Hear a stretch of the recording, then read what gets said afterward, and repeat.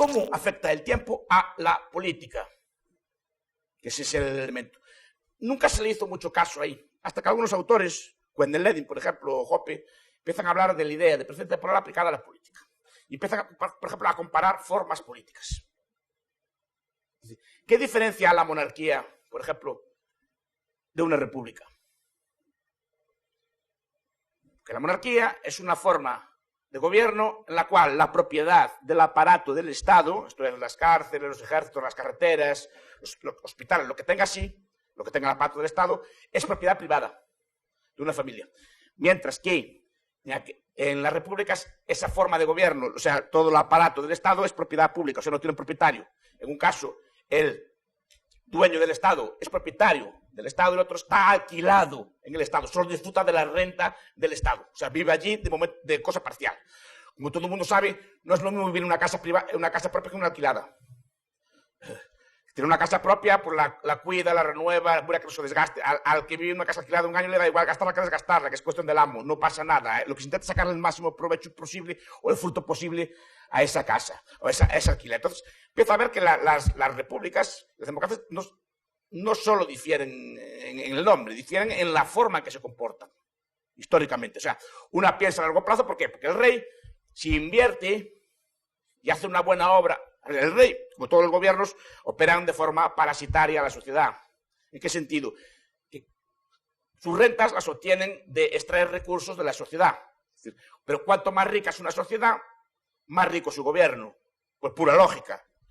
Y cuanto más pobre es una sociedad, más pobre es el gobierno. Es decir, porque hay menos de dónde quitar. Y muchas veces, incluso con impuestos bajos, el 10% de muchos es más que el 50% de nada. Entonces, es decir, los gobernantes aprenden eso. Entonces, el gobernante monárquico, que tiene una monarquía, piensa, vamos a ver, a mí qué me interesa que mi pueblo sea rico. Si mi pueblo es rico, yo soy rico. Porque llevo el 10% o retiro el 10% de esa riqueza. Al republicano le da más o menos igual. ¿En qué sentido? Es decir, ¿qué más me da que a largo plazo el país sea rico si a largo plazo yo no voy a estar?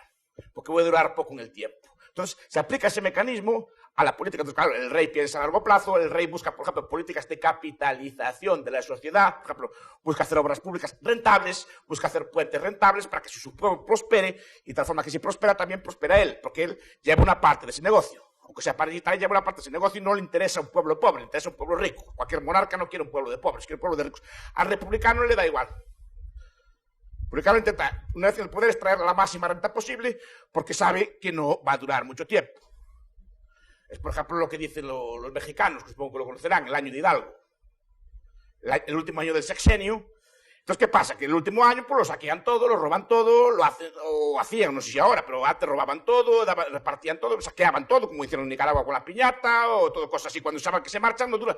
Porque ¿para qué le voy a dejar algo al que quede? Es una especie de tragedia de los comunes aplicada a la política. Porque si no pesco yo esto, ¿qué lo va a llevar otro? ¿Para qué lo va a llevar otro? Lo voy a llevar yo ahora. Entonces, al final, no hay ningún interés en una política a largo plazo. Y de ahí se deriva dos conclusiones en cuestión del tiempo. Una derivada a la política pública y otra derivada a la política natural.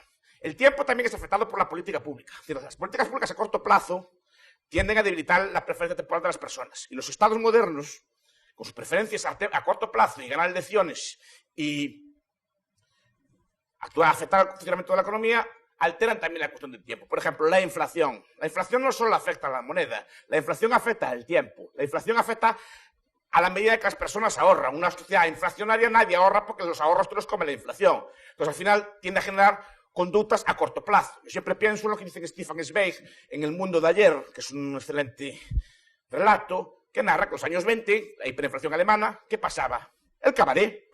Es la era del cabaret, es la era de la juerga, la era que se introducen las principales drogas de recreo, es la era pues, del champán en los felices años 20. ¿Por qué? En una época que el dinero no vale nada, tienes que ir a consumirlo. Los obreros, así como cobraban el sueldo, iban a jugarlo, a gastarlo, a beberlo. ¿Por qué no van a hacerlo? Si lo ahorran, al día siguiente el dinero le vale la mitad. Entonces corrían a gastarlo. Lo mismo pasaba... También lo cuenta, por ejemplo, Hans Fallada en El lobo entre lobos. Hay muchas novelas. Thomas Mann en Dolor precoz, me parece que llama así, precocidad de dolor precoz. O sea, pues cuentan cómo era esa época, cómo todo se evaluaba, cómo se le perdía incluso el respeto a los ancianos, cómo se rompían los lazos familiares, cómo se aceleraba el tiempo, que nadie todo el mundo es acelerado, todo el mundo quiere vivir al momento, todo el mundo quiere así, entonces se perdía por completo el valor del tiempo. Entonces, la inflación afecta al tiempo. Por ejemplo, todos los sistemas de Estado social, de bienestar social, afectan al tiempo. ¿En qué sentido? ¿Para qué voy a ahorrar para la vejez si ya el Estado me va a dar? Trabaje o no trabaje. ¿Qué interés tengo yo en ahorrar? ¿Qué interés tengo yo en tener una casa, ahorrar, sacrificarme ahora cuando el Estado, si no soy pobre, me va a dar una casa? ¿Qué interés tengo yo en ese tipo de medidas? Entonces, todas las medidas sociales en ese aspecto, en la política pública, muchas de ellas afectan a la preferencia temporal, afectan al tiempo y condicionan cómo funciona el tiempo. Y afectan la tasa de capitalización de la sociedad. Pero cuidado, no solo en la política pública. Muchas de las políticas públicas son dañinas al respecto del tiempo. Sobre todo, repito, la inflación es terrible y buena parte de las políticas sociales son terribles en este aspecto, que eliminan conceptos de responsabilidad personal. Pero también afecta a lo que es la política electoral y a la política del sistema. Muchas veces decimos, vamos a ver, es bueno que haya, por ejemplo, que no renueven los presidentes. Yo no estoy de acuerdo. Es decir, yo entiendo que la política tiene que ser pensada a largo plazo. Es más, un gobernante debe ser responsable de los actos que haga. ¿En qué sentido? Es decir, si un presidente no repite o un gobernante no repite, tenemos siempre un gobernante irresponsable, que le da igual lo que haga. Segundo, hay una falta de coordinación en el tiempo de las políticas. ¿En qué sentido? Es decir, yo empiezo una política, dura unos años, y al año siguiente viene otro político y nada de lo que dice le vale. Entonces empieza de nuevo otra política. Y estamos siempre cambiando de forma incoherente las políticas. Y entonces siempre tenemos una visión. ¿Para qué pensar a largo plazo? ¿Qué interés hay en pensar a largo plazo? ¿Qué interés hay en funcionar a largo plazo? Entonces digo, muchas de las políticas que se llevan a cabo intentan acortar el lapso temporal de los políticos. Entonces, ¿qué hacen los políticos? Intentar ajustar las políticas a aquellos años en que están en el poder, los cuales son muy pocos. Por un lado, hay una falta de experiencia. Los primeros años, efectivamente, como bien sabe Pedro, el primer año el político no sabe nada. Eso lo explica muy bien Anthony J. Lin en Sí Ministro, explicando cómo funciona un gobierno británico. El primer año los políticos normalmente no saben nada, después cuando saben algo, empiezan a hacer algo, y el último año es lo que se llama un pato cojo. El último año ya están desatadas las luchas internas entre los partidos para la guerra sucesoria. Entonces el político tampoco manda nada. Es decir, ¿cómo afecta a este tipo de medidas? Entonces, la idea es que el lapso temporal de los políticos sea el más largo posible, de tal forma que el político sea responsable de sus actos y tenga un interés en hacerlo bien. Un político que no es reelecto no tiene ningún interés en hacerlo bien, solo tiene interés en contentar a sus clientelas, o tiene interés, como diría Cristian, en maicear a su gente y que lleven lo más posible mientras están ahí. Pero es difícil establecer una política a largo plazo con mecanismos de este estilo. Yo lo comparo no solo a nivel electoral, es decir, sé que las limitaciones de mandatos, yo lo veo en España, solo existen en las universidades y en algún sitio más.